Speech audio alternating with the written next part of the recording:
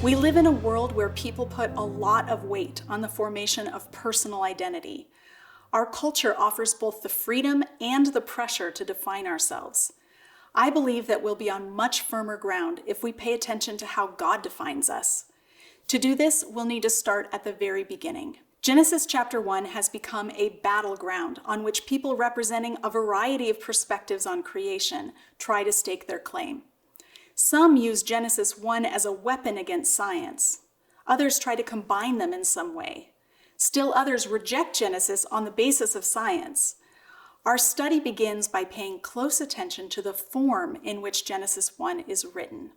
I think it's a mistake to force Genesis to yield answers to our modern questions that the ancients weren't even asking.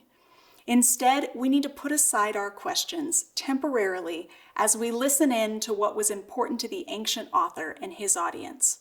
When we do that, we find that the primary problem in Genesis 1 is disorder and a lack of fruitfulness. That predicament is resolved by the end of the chapter as God brings order to creation by setting up domains in which animals and people and even planets can take up residence. John Walton has a Seminary Now course entitled The Lost World of Genesis 1 that goes into a lot more detail on the literary structure and ancient Near Eastern context of this chapter. I highly recommend it. Our purpose in this course will be to zero in on what this chapter has to teach us about humanity. Days 1 through 3 set up the domains, light and dark, sky and water, and dry land, which are then populated by the residents introduced in days 4 through 6. Sun, moon, and stars, fish and birds, animals and humans. Humans appear on day 6, after the animals. They are the crown of creation, the only aspect of God's creative work that God assesses as being very good. In Genesis 1:26, God gives humans a special status as his image. That human identity entails a responsibility to, quote, rule over the fish of the sea and over the birds of the sky and over the beasts and over all the earth and over all the creeping things that creep upon the earth. Being God's image, then, points to our vocation to rule over creation. But how are we to think about creation?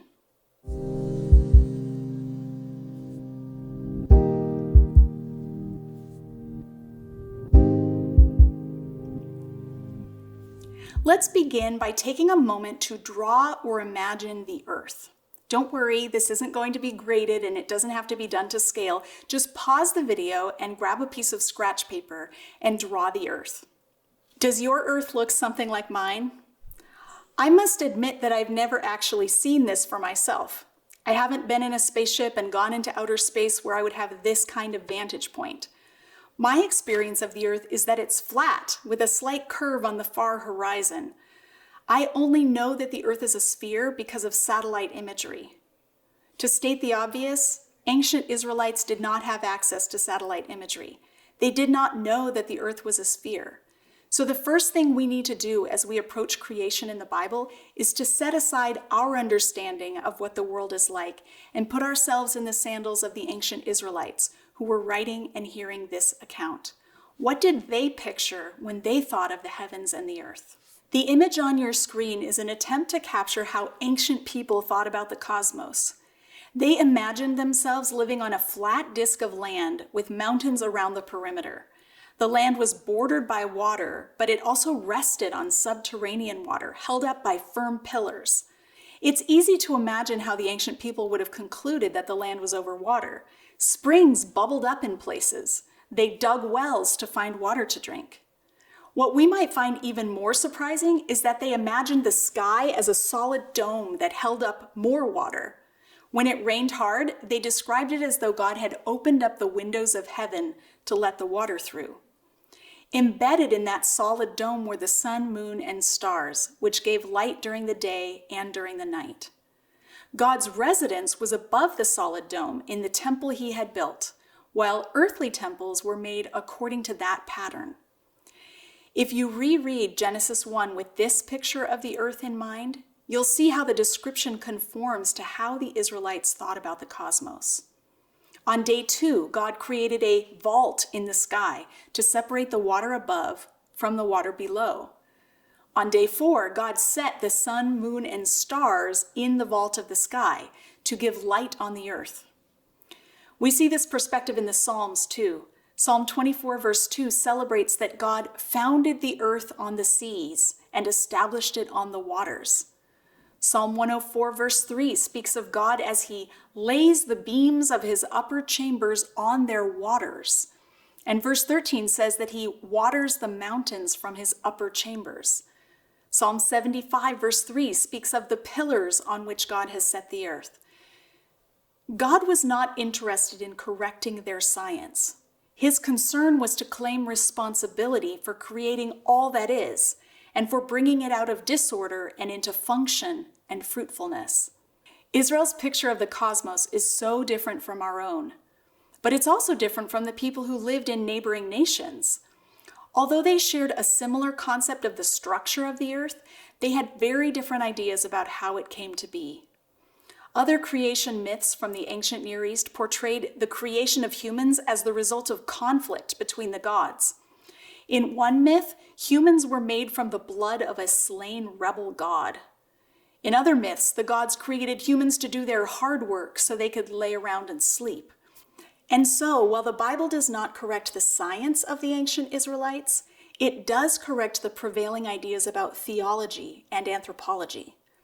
The Bible provides a stark contrast with ancient Near Eastern texts by portraying creation as the work of a single God who created for the sheer sake of delight and who honored humans with an exalted status.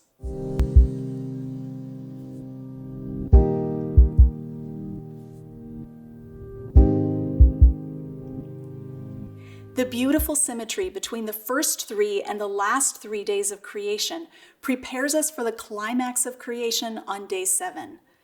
At the beginning of Genesis 2, we read that by the 7th day, God had finished the work he had been doing, and so on the 7th day, he rested from all his work. Then God blessed the 7th day and made it holy, because on it he rested from all the work of creating that he had done.